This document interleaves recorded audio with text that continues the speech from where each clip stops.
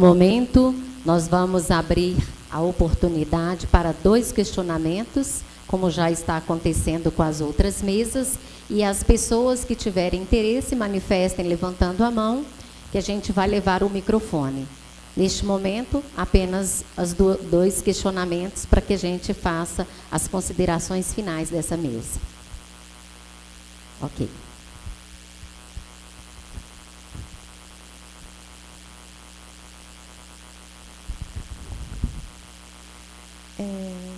Bom, obrigada pela sua fala, professora, adorei.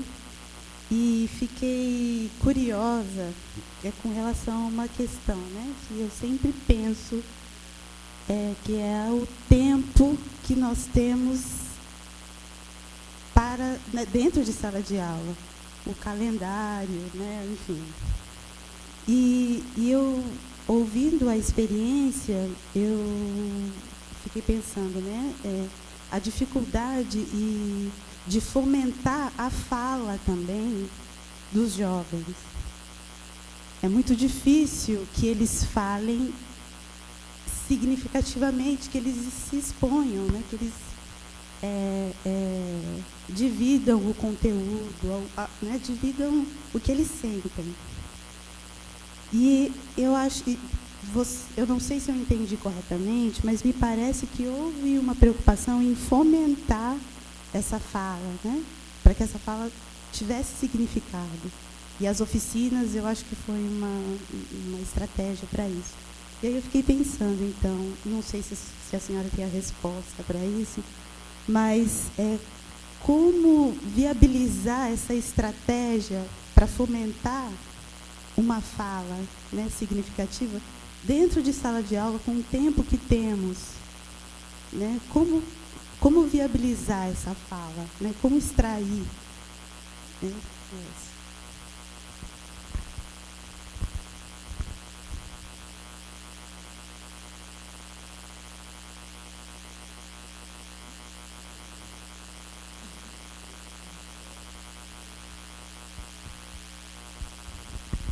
Boa tarde, que delícia te ouvir, muito gostoso. Meu nome é Regiane, eu sou supervisora na Escola Darcília Godoy. Estou aqui com minhas colegas, né, as meninas são formandas no magistério. Enquanto você falava, eu pensei no nosso currículo, tão fechado, tempo fragmentado, e me preocupo com a colega mesmo. A gente quer ouvir os jovens, mas aí vem o sinal, vem outro professor. Como fazer isso? Indica para a gente um caminho. Difícil, né? Bem, eu acho que é preciso entender que essa experiência ela se deu dentro de um projeto piloto, mas também é preciso entender que ela se deu aqui dentro da Secretaria de Educação, do sistema da Secretaria de Educação de Minas Gerais. Não é que aconteceu lá na Finlândia, isso. Não é que aconteceu na Finlândia, nem em Singapura, nem no Canadá. Não, aconteceu aqui em Minas Gerais, e num projeto experimental. E acho que a professora Cecília está aqui, e o professor Leonardo, mas entendo e estudei bastante os documentos da secretaria, que existe um movimento de poder pensar na educação integral e integrada, né? E eu acho que o caminho, quando a gente pensa, exatamente, acho que a educação integral ela visa romper isso. Acho que ontem o professor Jamil Cury, ao se referir à reforma do ensino médio, ele comentou isso, que uma reforma para o ensino médio era necessária, porque nós estamos sentindo esse anseio. Os jovens sentem esse anseio.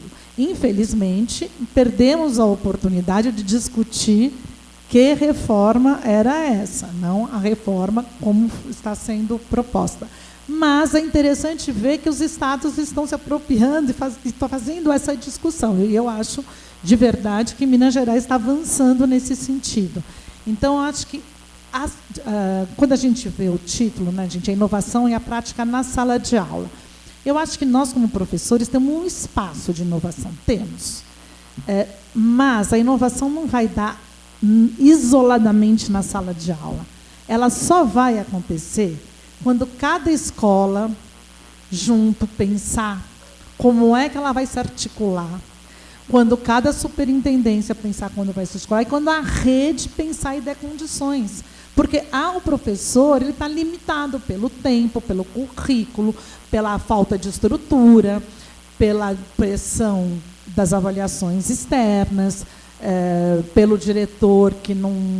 Enfim, por tudo aquilo que a gente sabe que acontece dentro da escola, dentro das redes. Então, e é por isso que eu trouxe aquela questão, que pena que não deu para detalhar mais, da mudança, da reforma e da inovação. Então, a gente tem um limite dentro da sala de aula, que é da inovação, que é um exercício importante, porque eu acho que são dois caminhos. Também não adianta a gente ficar esperando só vir a reforma, porque a reforma que se dá e que se faz lá na Secretaria de Educação, ela precisa ser alimentada pelo que acontece aqui, né? É um caminho, é bem dialético essa mudança. Mas eu acredito que é isso. Agora, como é que a gente faz na sala de aula para começar a ouvir, né? Eu acho que é no pequeno, sabe? Assim, no começo da apresentar o programa. Às vezes a gente acha que está perdendo tempo, não está. É apresentar no primeiro dia de aula o programa, estão pensando no contexto de ensino médio, né? Apresentar o programa, ouvir dos meninos o que eles querem, como é que a gente faz. Talvez do bimestre, esse bimestre nós vamos estudar isso. Usar estratégias de seminário, dar mais espaço para eles falarem. Eu acho que tem coisas que a gente acaba ficando premida pelo jeito de fazer que a gente está acostumado. Então, como é que a gente pode pensar juntos, reorganiza os horários, pelo menos em alguns momentos, a gente não vai conseguir romper os horários, mas em alguns momentos, nas primeiras semanas de aula, na semana de avaliação, essa ideia do encontro participativo, que para a escola durante 2 ou 3 dias e ouve os alunos, estão todos os professores lá, eles ouvem os alunos, fazem um planejamento conjunto. Isso é uma coisa que a escola pode organizar. Então, todos os professores lá durante 2, 3 dias, para ouvir os alunos, o que eles querem de cada uma matéria, para apresentar, pode-se apresentar aquilo que ele aprendeu. Então, acho que a escola pode pensar junto e começar a criar espaços de escuta para esses alunos. E eu acho que é processual, a gente também, às vezes, a gente nunca pode esquecer disso. A gente vive falando que a aprendizagem é um processo, que a gente tem que considerar os alunos no processo. Isso foi uma coisa que eu aprendi como formadora com os professores com os quais eu convivi como formadora, né? Durante um tempo, eu comecei assim, me olhar e pensar assim, a gente fala tanto para os professores que a aprendizagem é um processo, que a gente tem que partir da realidade dos alunos, que a gente tem que olhar. Só que quando a gente chega na formação, muitas vezes a gente quer que o professor, no segundo dia de formação, já saia fazendo tudo aquilo que a gente está falando que ele tem que fazer, né?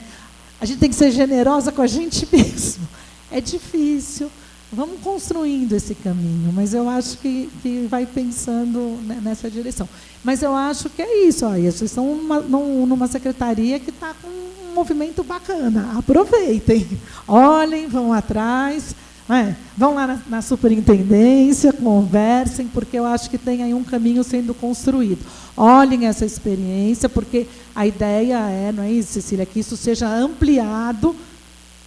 Já tem a parte 2, que isso seja ampliado para todas as escolas. E eu acho que é por isso que a educação integral é importante. E aí, eu só vou... ontem, eu fiquei pensando muito na palestra do professor Cury, né? Foi uma palestra lindíssima. E eu fiquei pensando assim, que muitas vezes as pessoas quando falam, os estudiosos, quando falam de política pública, de financiamento da educação, de política curricular, de legislação, mas especificamente esses 2 tópicos, legislação e financiamento, né?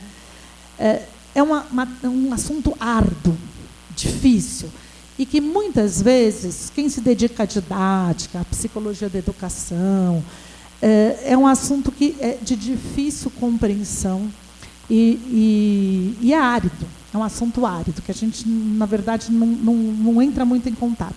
Mas como é fundamental aquilo que ele fala, gente, porque é a legislação e o financiamento que vai possibilitar isso que a gente está falando. É a legislação e o financiamento, as reformas, que vão dar sustentação e possibilitar isso que a gente está falando. Então, acho que, sim, e ele fala disso de maneira belíssima e de uma maneira simples, né?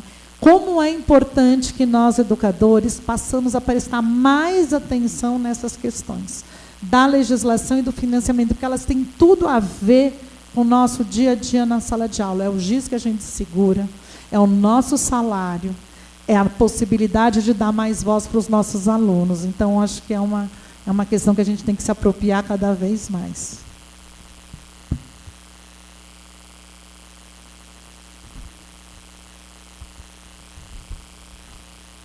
Boa tarde para todas, para todos.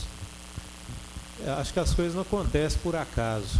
Eu estava ainda lá na superintendência, de Neia me ligou a pedido de Mara para me substituir uma professora para fazer a mediação, aliás, não é mediação, para me acompanhar a Ana Helena aqui na apresentação dela. O meu contato com o SEMPEC, que ela aqui representa, data lá de 1995, né, o projeto Raízes e Asas, que foi desenvolvido, né, brilhantemente pelo SEMPEC, com apoio do Unicef, na ocasião, e que teve uma publicação interessante, 11 experiências inovadoras em gestão como referenciais para as secretarias municipais de educação. Então, naquela ocasião, em 1995, né, que foi a publicação desse trabalho, a secretaria teve uma secretaria aqui no Vale do Jequitinhonha, né, um município que foi identificado como uma experiência inovadora, que foi senador Modestino Gonçalves, né, Mercês do Araçuaí. Então, a experiência nossa lá na época de gestão educacional foi coletada pelo Unicef e serviu como esse trabalho referencial. Então, é realmente uma instituição que prima pela inovação. E aí, a discussão da professora em relação à inovação, ela traz alguns elementos que eu destaquei aqui, que são super importantes, e principalmente esses pressupostos para a inovação, que ela deixou bem claro, né? Um deles é o que torna significativo essa aprendizagem, né, para o sujeito que é destinatário deste saber que a gente tenta implementar nas nossas escolas. Depois ela destacou algo muito importante como um outro pressuposto, que a inovação ela tem que enfrentar as mazelas do sistema educacional. Enfrentar e não falar sobre essas mazelas. Porque a gente fala muito sobre elas e às vezes enfrenta pouco. Então, ser inovador significa realmente encarar de frente e enfrentar. Depois também, ela destaca aqui a necessidade de subverter essa lógica homogeneizadora que a maior parte do sistema educacional impõe, né? Então, subversão é algo que a gente tem que retomar nesse momento se a gente quer ser inovador. E, por fim, dentro desses pressupostos que eu identifiquei, ela fala dessa necessidade da articulação, do diálogo cada vez mais estreito com o sistema educacional, com a realidade e com os sujeitos que fazem parte, né, que fazem a educação acontecer. Então, isso é super importante. E aí ela traz um exemplo, que aí eu pensei e como transpor esse exemplo lá de uma inovação, lá no final do século XVIII, da pena para a caneta, até chegar na caneta, grande inovação. E aí nós estamos diante de algo que já não é mais considerado inovação nas nossas escolas, mas que representa é essa ruptura, né, que representa uma ruptura, que é o livro didático. Né? O livro didático ainda é um instrumento da ruptura com o processo de ensino-aprendizagem, porque a gente ainda não aprendeu a lidar de fato com esse grande instrumento inovador que é o livro didático. A gente trabalha o livro didático, não dá conta por causa desse tempo estanque, esse tempo limitado, não dá conta de esgotar o livro didático, vai até o meio dele, quando muito, aí no ano seguinte começa um outro livro da série seguinte. Ficou aquela lacuna. Então ele se tornou, ao invés de um instrumento inovador, um instrumento de ruptura de um processo de aprendizagem. Então, quando a gente fala de inovações tecnológicas, nós não estamos precisando ainda de saber lidar com esse grande instrumento inovador que é o livro didático. E fica o nosso muito obrigado, professora, por nos brindar com essa grande exposição. Reflexão, aliás.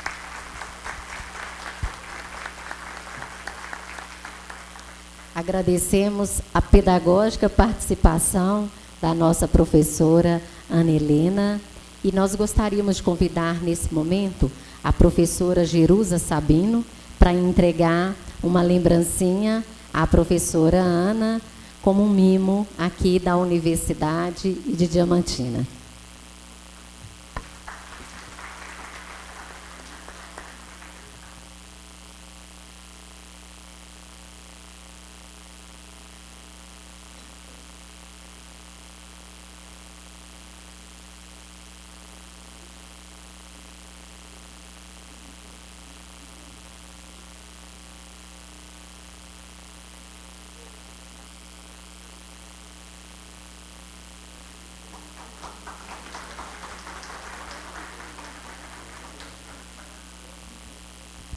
Muito obrigada, Leonardo. Muito obrigada, professora Helena. Convidamos os senhores a ocupar agora as cadeiras para a gente dar, né, sequência à próxima mesa. Muito obrigada. Mais uma vez, boa tarde a todos, em especial aqueles que chegaram já depois do nosso boa tarde. A pesquisa na escola ou a escola e a pesquisa? Na sequência dos trabalhos com as mesas, convidamos para desenvolver o tema A pesquisa na escola ou escola e a pesquisa, uma reflexão a se construir. Essa mesa nós convidamos para mediar a discussão o professor Dr. Flávio César, professor do PPGED, da Universidade Federal dos Vales do Jequitinhonha e Mucuri.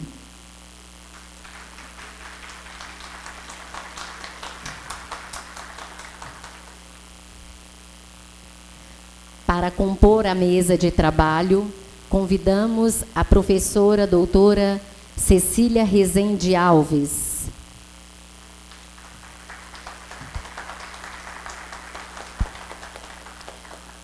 o professor mestre Sérgio Luiz Nascimento,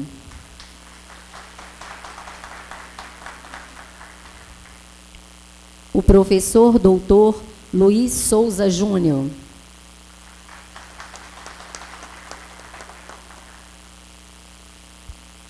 a professora Cecília Cristina Rezende Alves, atualmente é superintendente da Diretoria de Ensino Médio da Secretaria Estadual de Educação de Minas Gerais. É professora de matemática, licenciada pela Universidade Federal de Minas Gerais, mestre em educação, também pela Universidade Federal de Minas Gerais. O professor Sérgio Luiz Nascimento, mestre em educação pelo PPGED, UFVJM, vice-presidente da Undime, graduado em História pela Faculdade de Filosofia e Letras de Diamantina, UENG, tem especialização em História do Brasil pela Unirios, É especialista em gestão municipal em educação pela Universidade Federal de Minas Gerais e ocupa atualmente o cargo de secretário municipal de educação de Diamantina. O professor Sérgio Luiz Júnior, graduado em Ciências Econômicas e mestre em Educação pela Universidade Federal da Paraíba, é doutor em Educação pela USP e pesquisador do PPG da Universidade Federal do Paraíba. Foi chefe de gabinete da reitoria da Universidade do Paraíba e secretário de Educação e Cultura do município de João Pessoa. São essas as pessoas que vão nos abrilhantar com a discussão nessa tarde.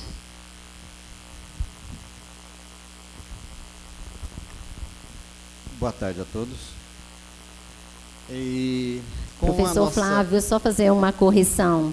Eu acho que no último momento, apresentando o currículo do professor Luiz, a gente apresentou também como Sérgio Luiz, né? Tem 2 Luiz na mesa, viu?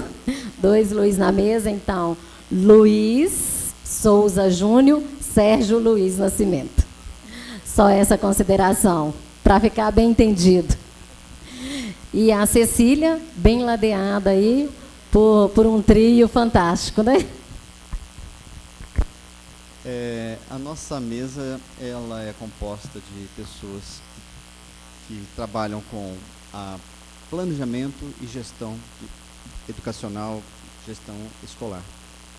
Eu vou fazer uma mediação, então minha fala vai ser inicial, de abertura, para situar um pouco a nossa questão tema, a pesquisa na escola e a escola, ou na escola e a pesquisa, uma reflexão a se construir. Depois a gente passaria a nossos convidados, e como a Cecília foi convidada a conhecer o Campus JK antes de vir para o Campus 1, numa estratégia, tudo pensado, isso aqui é tudo estratégico, né? Nós não fizemos aquela conversa de preparação de mês, correto, Cecília? Mas eu creio que a possibilidade... Não há necessidade de ser por último. É porque nós tínhamos já uma conversa de encaminhamento de mesa. A seguir da minha fala, a gente passaria ao professor Luiz de Souza Júnior na perspectiva de fala das experiências que ele desenvolveu e tem estudado ou pesquisado na gestão e planejamento da educação escolar em João Pessoa. Correto? Em seguida, passaríamos ao professor Sérgio, que também trabalha na perspectiva de pensar e agir a ação do planejamento e execução da gestão escolar e educacional. Aí entramos tanto Diamantina, Undime e a experiência no PPG como a sua dissertação. Tá? E a professora Cecília, que tem, eu creio que aí uma possibilidade de encerrar as nossas exposições, certo? E eu creio que fica assim bem encaminhado. Tá? Eu fiz uma apresentação em respeito ao tema, e a vocês todos que estão nos ouvindo, participando comigo. Eu fiz uma pequena leitura de qual seria a nossa abordagem. A escola, ela tem sua existência e nós não temos como substituí-la imediatamente nas sociedades que nós temos atualmente. Então, ela já está impregnada na sociedade, na cultura de todas as sociedades humanas. E, então, o pensar a pesquisa na escola ou a escola é a pesquisa, uma reflexão a se reconstruir. Nos encaminha mais a questionamentos do que a afirmações, principalmente no momento da existência da humanidade. Esse momento, nas palavras de Zygmunt Bauman, em sua obra Babel, em que dialoga com Ézio Mauro, afirma a seguinte afirmação: estas são, eu lhe digo, as realidades atuais responsáveis pelo fato de o cidadão se sentir traído e frustrado pelas promessas democráticas. Fenômeno que você corretamente observou e de que os governos territoriais, sempre desacreditados e execrados como maus condutores da vontade geral, e pela desilusão crescente com o legado dos nossos antepassados. O sistema democrático é encerrado nas fronteiras de um Estado territorial soberano. Além dessas fronteiras, porém, não há democracia. Nós mal começamos a assentar as fundações para construí-las. Creio que a chance de salvar a democracia como medicina preventiva contra o abandono, a alienação, a vulnerabilidade e as doenças sociais correlatas depende da nossa capacidade, da nossa resolução de olhar, pensar e agir acima das fronteiras dos estados territoriais. Infelizmente, aqui não existem atalhos nem soluções instantâneas. Nós estamos no começo de um processo longo e tortuoso, nem mais curto, nem menos tortuoso que a passagem das comunidades locais para a comunidade não imaginada dos Estados-nação. A indignação de Bauman, nessa sua argumentação, é diante da pretensa solução advinda da razão e da lógica positivista e iluminista que iriam nos trazer as soluções para todas as questões postas na humanidade. Passado 3 séculos, nós estamos nos agonizando como sociedade, pensando que solução teremos para o momento sequente. Considere esse período que vivemos de transição para um novo, que ainda não se materializou plenamente, que corrói as colunas de sustentabilidade da modernidade, momento que agoniza em sua existência. Essa modernidade que imaginou a possibilidade da humanidade viver em harmonia com seus estados-nação, nesse mesmo momento histórico, concebeu a ideia de ter entre suas instituições fundamentais uma instituição formativa, flexível e eficiente em sua missão de formar o cidadão moderno, reproduzir o conhecimento acumulado, organizado, sistematizado, além de o produzir. Essa instituição é a escola. A escola moderna, ela está num processo de repensar, mas ao mesmo tempo repensar a própria sociedade que está na sua crise de existência, em uma transição do que nós consideramos contemporâneo para algo que está por vir, que nós não muito bem delineamos o que é que temos.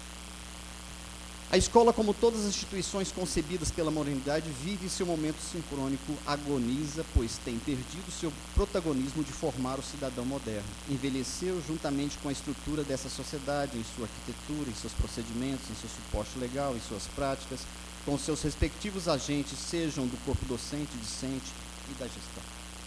Esta constatação, com base na realidade vivenciada diante dos nossos ideais, entre os quais a de que a escola é uma das principais instituições sociais da sociedade democrática da sociedade. Esse é o nosso ideal. Mas o que nós temos nessa imagem e a realidade, essa imagem da escola em agonia, precisando de ajuda, pois a sociedade também está necessitando de ajuda. O fato é que um endereça ao outro os seus problemas e, ao mesmo tempo, espera entre estes aparecer uma solução, buscando assim ter a oferecer um equilíbrio nas suas relações para todos os que nelas estão, numa perspectiva de superar a crise e viver uma qualidade de vida institucional saudável. Não retrata toda a trajetória dessa instituição social na história da humanidade. Aí eu, como parto de uma experiência de ser professor da área de História Geral da Educação, me lembro aqui do Mário Alighiero Manacorda, o Franco Cambi, que em suas obras História da Educação, das Antiguidades aos Nossos Dias e História da Pedagogia, que se nós formos aqui expressar para vocês, em uma síntese, experiências das escolas nas sociedades antigas, teríamos várias possibilidades. Mas não é o momento para essa fala aqui. Eu só quero mostrar que a existência da humanidade tem seus vestígios, tem suas raízes, em que a escola funciona, e nos trouxe até o momento atual. Correto? O fato, bem como se a gente utilizar de outros pesquisadores que assim trabalham o tema, expõe sobre a complexidade dos processos educativos evidenciados na existência da humanidade, em que revelam a exuberante presença da escola enquanto instituição social formativa na maioria das sociedades. Se bem lembramos, diante dessa possibilidade de tratar a escola num processo histórico, poderíamos iniciar ao mencionar as experiências nas sociedades hidráulicas, na sociedade do Antigo Egito, da Antiga Grécia, Roma Antiga, passando pela Alta e Baixa Idade Média. Tudo bem, poderíamos mencionar isso, porém não é o momento desse recorte de tempo do passado. Todavia, será na sociedade moderna que a escola contemporânea tem sua matriz identificada, sendo ela elaborada e implementada por mais de 500 anos. Aí lembramos da seguinte fala de Bauman, em que temos consciência que a sociedade moderna está se transformando em outra e que todas as suas verdades, princípios, valores, instituições, propósitos estão sofrendo uma transição que ele denomina de hiato abismal. O hiato abismal põe em círculo, em rotação, com pouco ou nenhuma perspectiva de diminuir de velocidade e parar, é o sentido do hiato abismal separando consciência de capacidade, projetos de construções, palavras de atos, falar de fazer. E assim, apelos de respostas, intenções de realizações. Esse hiato abismal que nós vivemos, que identificado nas falas de Bauman, são manifestações do que se caracteriza o mal-estar da pós-modernidade, que valoriza o que é fluido, líquido, supérfluo. Tudo bem. Mas a escola moderna foi estabelecida, estamos no momento de sua crise existencial, junto à sociedade contemporânea, que é um pós-moderno. Vamos lá. Lembrando aí do Gilberto Luiz Alves, professor da UFMT, que no seu livro A Produção da Escola Pública Contemporânea, ele apresenta a gênese da matriz da escola moderna. Então, ele apresenta da seguinte perspectiva: é um pensamento burguês. A escola moderna é um pensamento burguês, em que foi evidenciado existir 3 vertentes. Uma primeira vertente revolucionária francesa, fundamentada pelo Marquês de Condorcet, Denis Diderot e o Le Pelletier, num pensamento em que a escola é fundamental para a formação de cidadania republicana, mesmo que dualista, porém com ideal de escola pública, laica, gratuita e universal, em suas variações, porque nessa vertente da Revolução Francesa não havia homogeneidade, havia tensões em que momentos evidenciavam o público laico gratuito, mas não universal. Então, a gênese da escola moderna que nós estamos evidenciando como uma escola em pesquisa e a pesquisa na escola, ela tem essa vertente possível. Uma outra vertente é a econômica clássica, analisada por Adam Smith, com contribuições do François Quesnay, com o pensamento de que a escola é secundária, um modo de proteção contra os desequilíbrios danosos da divisão do trabalho, da produção das riquezas das nações, tendo distinção entre a escola dos comuns e a escola das pessoas de posição e de fortuna. O dualismo se posiciona na versão da econômica clássica como a escola ela é dualista. E, querendo ou não, nós vivenciamos ainda essa agonia da escola contemporânea de tentar superar um padrão de universalidade para todos, indistinto às suas especificidades. Uma outra vertente é a vertente religiosa da reforma. Foi fundamental e fundamentada por Comênios, Juan Amós Comênios, tendo a contribuições de Kant e Hegel, no pensamento de ser da escola como oficina de homens. numa manufatura de organização do trabalho para a atividade de ensino. Todas essas vertentes são submissas à égide do capitalismo. E, por vinculação umbilical, sofreram alterações e adequações no percurso da existência do próprio capitalismo em suas reelaborações. Assim, a escola reproduz e produz conhecimento circunstanciado aos limites estabelecidos de sustentar o próprio capitalismo, não de superá-lo. E isso é uma característica específica da escola contemporânea. O capitalismo, de novo, está numa reelaboração mundial. E a escola, seja aqui em Diamantina ou em outros espaços, está num processo de reelaboração também.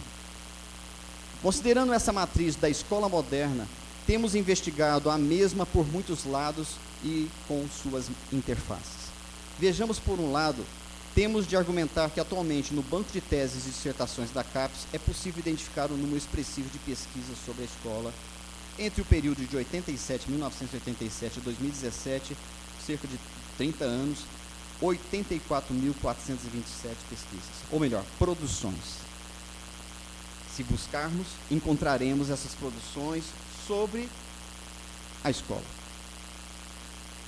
Se nós avançássemos nessa investigação, mas não foi possível, de quais e quantidade de projetos que estão neste ano, em curso no Brasil sobre a escola, o número provavelmente seria muito maior, muito mais expressivo do que esses 84 mil.